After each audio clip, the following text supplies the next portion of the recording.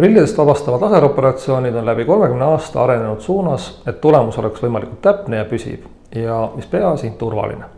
Ja seda kõike ka pikas perspektiivis. Esmalt hakati laseroperatsiooni teostama pinnalihvimise ehk PRK meetodil, mille kaasaegse modifikatsioon on niinimetatud lõikevaba laserprotseduur. Siiski ei maksaks seda, kui keegi räägib lõikevabast laseroperatsioonilt sõna-sõnalt võtta. Laseriga tuleb ikkagi maha lihvida esmalt epiteel ja seejärel optika korrigeerimiseks vajalik põhikoe osa. Pinnalihvimise järel tekib silma mõistes suur pinnahaav ja selle paranemiseni asetatakse silma 3–5 päevaks kontaktlääts.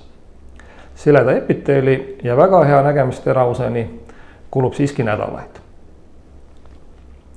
Pinnahaava aeglane ja ebamugav paranemine ning armistumisrisk viis arengus selleni, et epiteeli terveks jätmiseks lõigati sarvkest ta pinnast õhuke lapike, mis keerati enne lihvimist raamatulehena kõrvale. Algul tehti lõige höövlit meenutava mikrokeratoomiga, hiljem tehnoloogia arenedes femtolaseriga. Protseduuri nimetatakse siis vastavalt kas lasik või femtolasik operatsiooniks.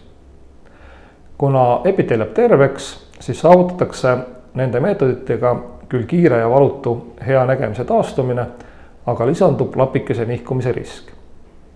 Kuigi nädala möödudes ei saa sõrmega enam lapikest ära liigutada, on tugevama traumapuhune lapikese nihkumine võimalik ka aastakümnete möödudes.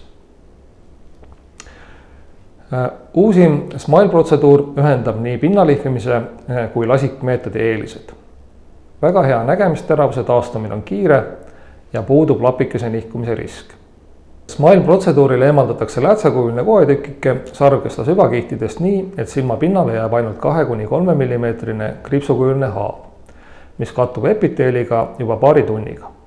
Seetõttu võib SMILE protseduuri järel juba paari päeva möödudes tegeleda kontaktspordiga, samuti meikida.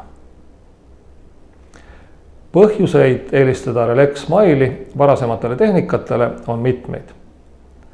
Neist olulisemad on traumariski puudumine, väiksem kuivasilmarisk, väiksem on nägemishäirete risk pimedas, väiksem on hilisema sarvkesta kujumuutuse risk ja SMILE on väga täpne ka suure miinuse puhul.